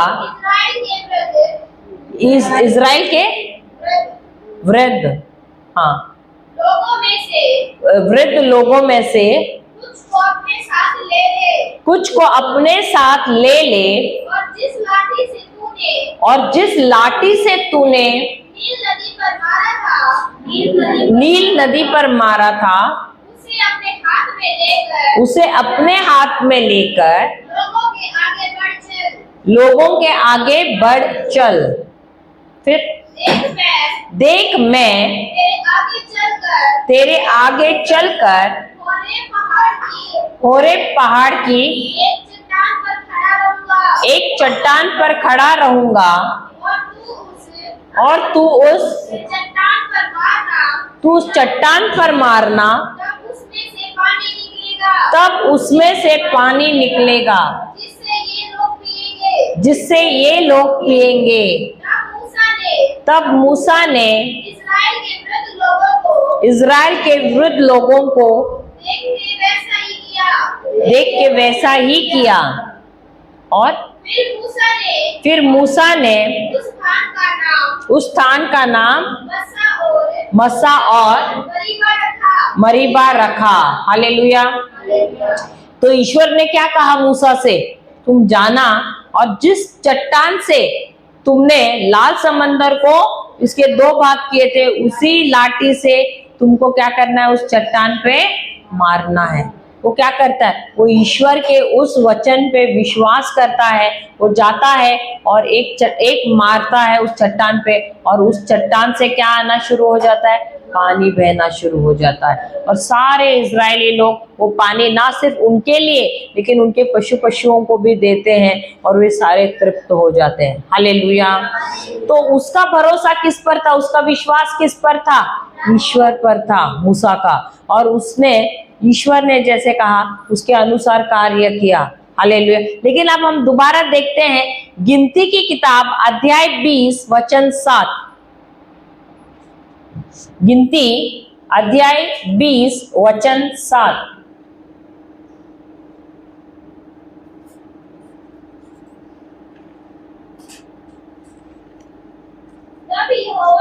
तब यहोवा ने मूसा से कहा, उस लाठी को ले, और तू अपने भाई समेत हारून समेत मंडली को इकट्ठा करके उनके देखते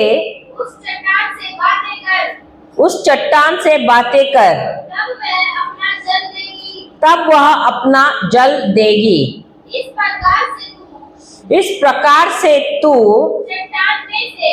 चट्टान में से उनके लिए जल निकाल कर मंडली के लोगों और उनके पशुओं को पिला। हालेलुया। फिर आगे, यहोवा की इस आज्ञा के अनुसार यहोवा की इस आज्ञा के अनुसार मूसा ने उसके सामने से लाठी को ले लिया। लाठी को ले लिया। मूसा और हारून ने मंडली को उस चट्टान के सामने इकट्ठा किया। तब मूसा ने उससे कहा, हे दंगा करने वालों, सुनो, क्या हम इस चट्टान में से तुम्हारे लिए जल निकालना होगा। तब मूसा ने हाथ में लाठी उठाकर चट्टान पर 2 बार मारी और उसमें से बहुत पानी फूट निकला और मंडली के लोग अपने पशुओं समेत पीने लगे। हालेलुया। अभी अगली बार दोबारा ऐसा ही होता है कि वो पानी की कमी महसूस करते हैं, और इस बार ईश्वर मूसा से क्या कहता है? चट्टान को मारने के लिए कहता है कि चट्टान से बात करने के लिए कहता है? तो यहाँ पर हम क्या देखते हैं? मूसा चट्टान से बात करता है या चट्टान पे उसको लाठी से मारता है? तो यहाँ पर हम देखते हैं मूसा अविश्वास में है। क्यों? क्योंकि वो हड़बड़ाहट में है, क्योंकि वो गुस्से में है, वो चिड़चिड़ाहट में है, और वो उन लोगों, जैसे पहले वो जाके ईश्वर से कहता है कि यार ये लोग मुझे पत्थर से मारने वाले हैं। तो दोबारा जब ये आते हैं लोग तो वो डरता भी है कि अरे कहीं ये लोग मुझे मारेंगे तो नहीं, और इस बार वो अपनी समझ के अनुसार काम करता है। उसको ये ईश्वर ने कहा था कि तुम्हें बात करना है उस चट्टान से, लेकिन वो क्या करता है? वो उसे मारता है। तो जब यहाँ पर भी क्योंकि वो ईश्वर के वचन के अनुसार कार्य नहीं करता है, तो वचन पे विश्वास नहीं करता है, तो क्या करता है? उसके कार्य गलत होते कि नहीं? उसके कार्य गलत हुए कि नहीं हुए ना? उसका कार्य गलत हुआ कि नहीं? क्योंकि उसने ईश्वर के वचन में विश्वास नहीं किया। ईश्वर ने उसे बोलने के लिए कहा, लेकिन उसने बोला नहीं, उसने जाके मारा। क्यों?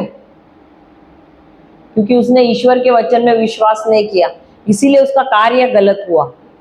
हालेलुया। और उसका नतीजा क्या हुआ? आगे पढ़ना। परंतु मूसा और हारून से यहोवा ने कहा, तुमने जो मुझ पर विश्वास नहीं किया और मुझे इजराइलियों की दृष्टि में पवित्र नहीं ठहराया, इसीलिए तुम इस मंडली को उस देश में पहुंचाने नहीं पाओगे। हालेलुया। तो इसका नतीजा क्या हुआ?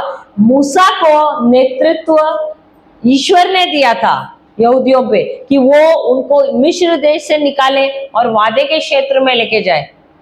यहोशू कभी भी ईश्वर के योजना में था ही नहीं, लेकिन जब उसने ईश्वर के वचन में अविश्वास किया तो उसने गलत कार्य किया, और उसका नतीजा ये हुआ कि ईश्वर ने कहा कि तुम इन लोगों को वादे के देश में कभी भी नहीं ले जा पाओगे। हालेलुया। क्या हम भी ऐसे ही हैं? ईश्वर ने हमारे ऊपर कोई जिम्मेदारी डाली है, लेकिन क्योंकि हमारे ऊपर इतना दबाव आया, हम चिंता में चले गए, और इसकी वजह से हमने ईश्वर के वचन पर अविश्वास किया और उसके वजह से हमारे कार्य गलत हुए। क्या उसी की वजह से हम ईश्वर की योजना से बाहर निकल गए हैं? हुआ है कभी ऐसे? तो इसीलिए हमको बहुत संभालना है। मूसा एक बड़ा लीडर था, उसको ईश्वर ने चुना था, लेकिन क्या उसके इस अविश्वास की वजह से वो ईश्वर की योजना से बाहर निकल गया? उसका कार्य गलत हुआ। इसीलिए वचन को जानना बहुत जरूरी है, वचन को हृदय में संभाल के रखना बहुत जरूरी है। क्यों पता है? क्योंकि जब हमारे जीवन में समस्या आती है, पवित्र आत्मा उस वचन को हमें याद दिलाता है, उस वचन के द्वारा हमसे बात करता है। Hallelujah, hallelujah. ताकि उस वचन पर हम विश्वास करें और उस वचन के अनुसार हम कार्य करें, हम कोई गलत कदम नहीं उठाए हमारे जीवन में। Hallelujah, hallelujah.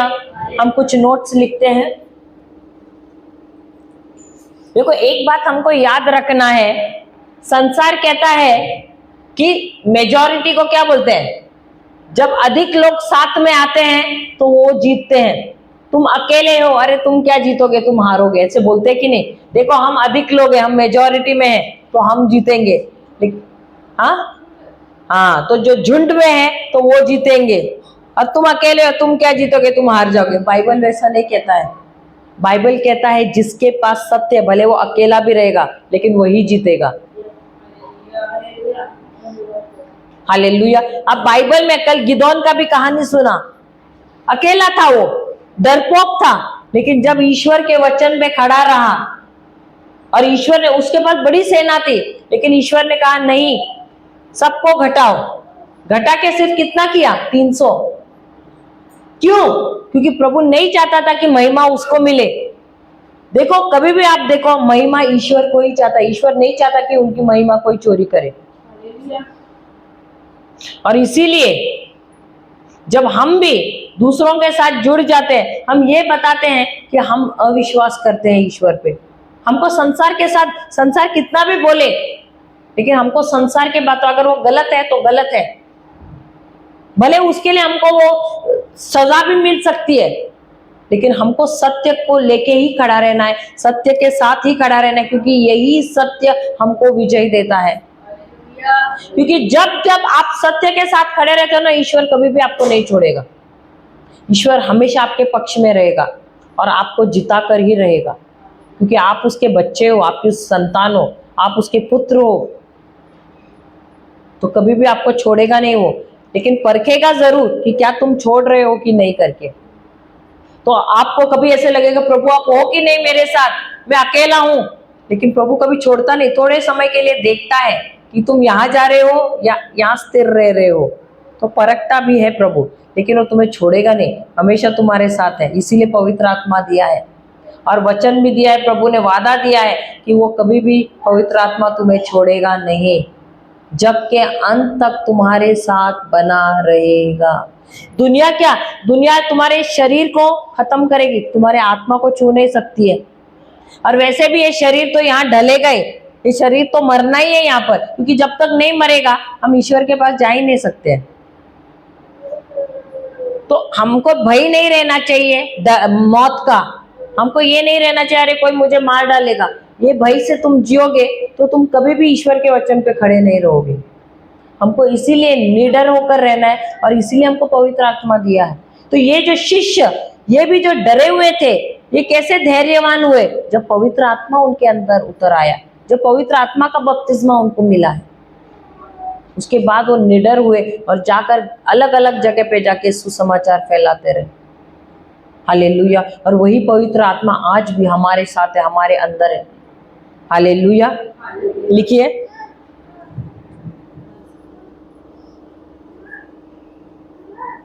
पवित्र आत्मा हमें हमारी गलतियां, पवित्र आत्मा हमें हमारी गलतियां या हमारे गलत कार्यों को कार्यों की तरफ उंगली दिखाने नहीं, बल्कि हमें हमारे अविश्वास के बारे में बताने, हमें अपने अविश्वास के बारे में बताने आया है।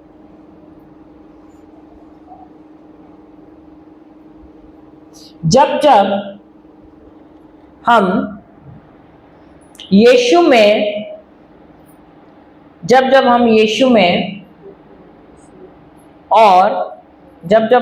में और उनके कार्यों में विश्वास नहीं करते, तब हम अविश्वास में चलते हैं। तब हम अविश्वास में चलते हैं और यही अविश्वास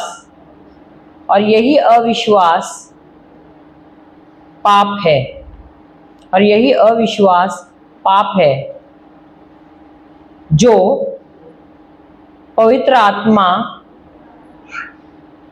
दिखाने आया है, हमें दिखाने आया है। अभी बड़े अक्षरों में लिखना, हमारी गलती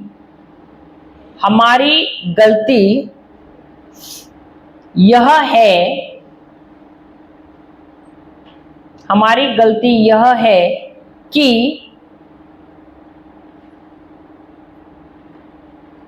हम अपना ध्यान समस्याओं पर रखते हैं। हम अपना ध्यान समस्याओं पर रखते हैं, जो कि कार्य या काम है या फल है, बल्कि हमारा ध्यान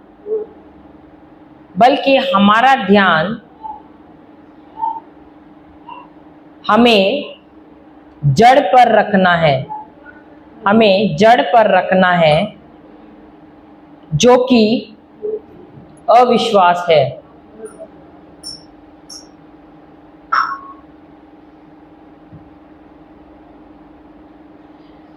उदाहरण, 2 शमूएल 11 में राजा दाऊद, 2 शमूएल 11 में दाऊद जो ईश्वर ने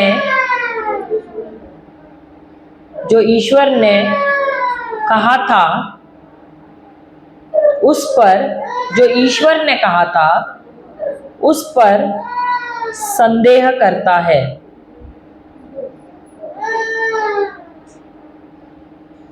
और उसी वजह से नतीजा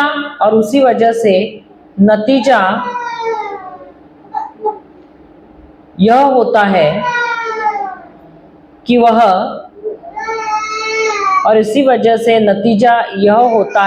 कि वह व्यभिचार कर बैठता है और उसकी वजह से एक निर्दोष का खून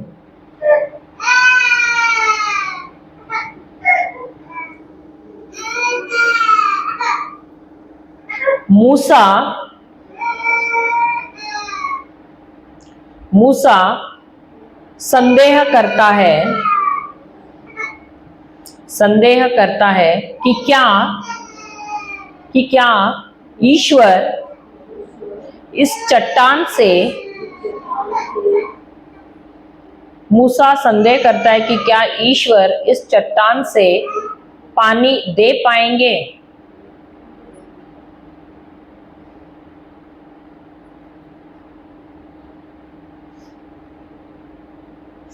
निर्गमन 17:6 में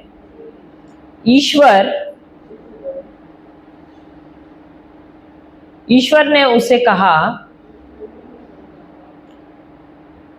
निर्गमन 17:6 में ईश्वर ने मूसा से कहा, चट्टान को लाठी से पीटने को, एक बार पीटने के लिए, हाँ एक बार मारने के लिए ना ये, हाँ मारने के लिए ना शब्द, हाँ मारने के लिए। लेकिन गिनती 20 में ईश्वर ने उसे चट्टान से बात करने के लिए कहा।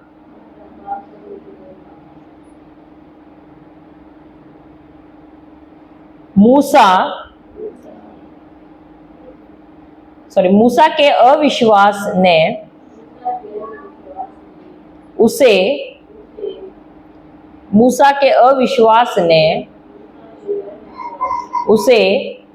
वादे के क्षेत्र में प्रवेश करने से,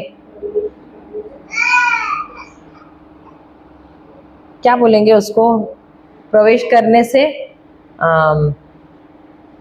उसको, हाँ एंटर करने को नहीं दिया, प्रवेश करने से नहीं, इनकार नहीं, रोक दिया, हाँ रुकावट लाई, इनकार करने से रुकावट लाई, हाँ रुकावट लाई। तो जब हम समझते हैं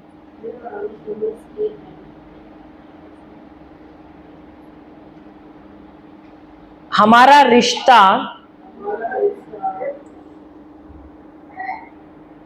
अविश्वास, हमारा रिश्ता हमारे अविश्वास और हमारे कार्यों या हमारे स्वभाव में, तो हम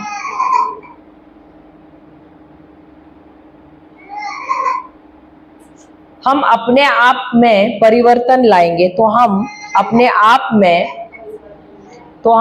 आप में परिवर्तन लाएंगे हमारी भलाई के लिए।